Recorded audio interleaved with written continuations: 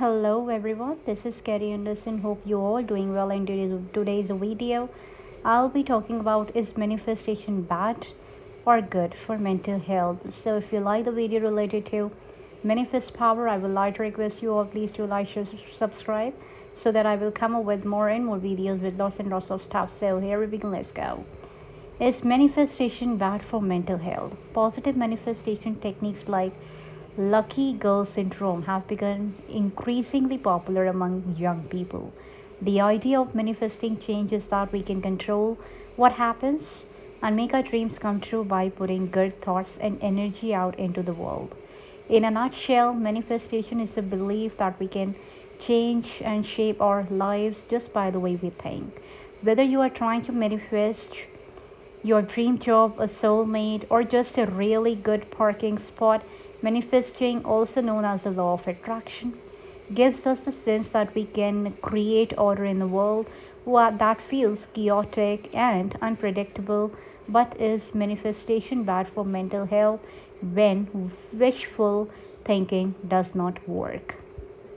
So, now, first of all, what is lucky girl syndrome? So called lucky girl syndrome is a form of manifesting that started trending around the new year in 2023 and has millions of views on so many videos. So it has been credited to 22-year-old creator who posted a video about her charmed life in December with the caption, "Let's talk about the lucky girl syndrome." Since then, thousands of young women have posted using the hashtag lucky girl syndrome, sharing videos and informations about how fortunate they are. So, what is lucky girl syndrome? The idea is that by repeatedly talking about their good luck, these young women will manifest what they are seeking, whether that manifesting money, a promotion, or a new relationship. They might repeat affirmations like, "I'm so lucky and everything works out for me. The universe loves me," or "I get everything I want." They believe that these mantras, along with a positive mindset, can make all their desires and dreams come true for the entire life. So, lucky girl syndrome appears to promote that just believing good things will happen will actually make them happen. So, now how does it work? In a word, the answer to whether lucky girl syndrome works to control what happens around us, and unfortunately, no. So, despite that lucky girl belief, we cannot manifest green traffic lights when we are late to work or make a sick relative letter by doing positive affirmation. The truth is that we don't always get everything we want, and bad things do happen to good people sometimes. So, in terms of how it affects mental health, just like other forms of manifestation, lucky girl syndrome has pros and cons. Trying to move away from limiting belief about yourself and your life is generally a good thing. So, but ignoring reality is not helpful for mental wellness. So those who believes it does work and then find that it does not deliver the outcome they desired could angry, upset, emotionally dysregulated, or self-doubting. So it's also important for young people to remember that we don't all share the same privileges and good fortune. So manifestation implies that everyone has the same opportunities to be lucky. So however, that's not the case. For example, young black women face barriers related to systemic racism and bias that young white women do not. So to suggest that we can all get where we want to go by simply using affirmation is not just wishful thinking, it also glosses over the different obstacles and inequalities we face from birth, which are not within our control. Now, is manifestation bad or good? There is nothing wrong with having a positive attitude and strong personal belief about what you want, but social media has taken the concept of positive manifestation to extreme, from the general to the super specific.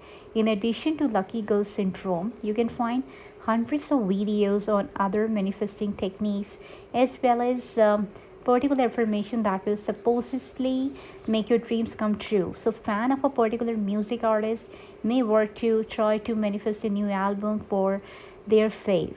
So, but is manifestation helping or hurting young people? It's true that positive thinking can help young adults feel more empowered and optimistic. However, the concept of manifesting change through positive thoughts also has a troubling side. So, if good things won't happen to us, despite our attempt to manifest them, does that mean our thoughts are wrong? What if we have scary thoughts and sometimes focus on the worst possible outcomes? So, does that mean we are making bad stuff come true? No. First of all, is manifesting real? That is manifesting real? Does manifestation work? And if so, how does manifesting work? People who believes in manifestation, also referred to as the law of attraction, say that it is supported by principles from quantum physics about energy and vibration. They maintain that manifestation works because our thoughts and feelings have a particular vibration, hence we send them into the universe. The same vibration come back to us, making our desires into reality. The idea is sometimes summed as like attracts like. However, there is no scientific research validating manifestation techniques. While theories of positive manifestation have been taken so many things. So some methods of manifestation changed around since 19th century. The best-selling book that was a secret was one of the first publication to bring this theory into the modern mainstream. So from there, the law of attraction has taken many different forms. So some methods of manifesting change involve a set of specific directions, such as repeating something 33 times. Other focus on visualizations, sound frequency, or sets of numbers that supposedly have special powers. So, but is manifestation real? The answer, according to the scientists and mental health expert, is no. Positive manifestation is what's known as pseudoscience. It sounds like a little science, but it's not. Yes, our thoughts can change how we feel and how we behave, but they can't control what happens outside of us. Now, why the idea of manifesting change has become so popular? It's not hard to see why people like the idea of positive manifestation.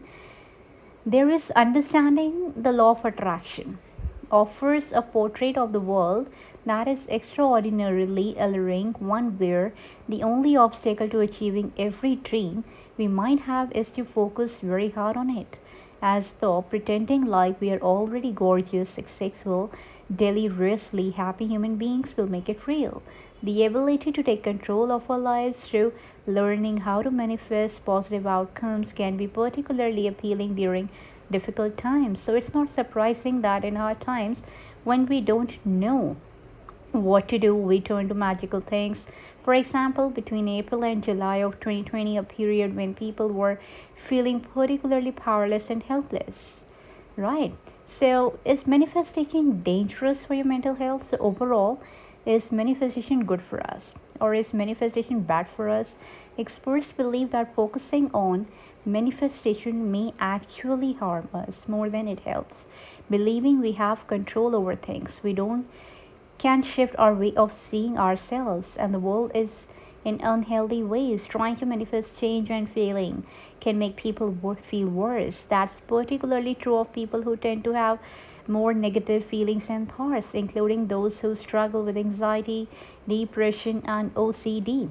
So, the psychological term thought action fusion is very similar to the concept of manifesting change.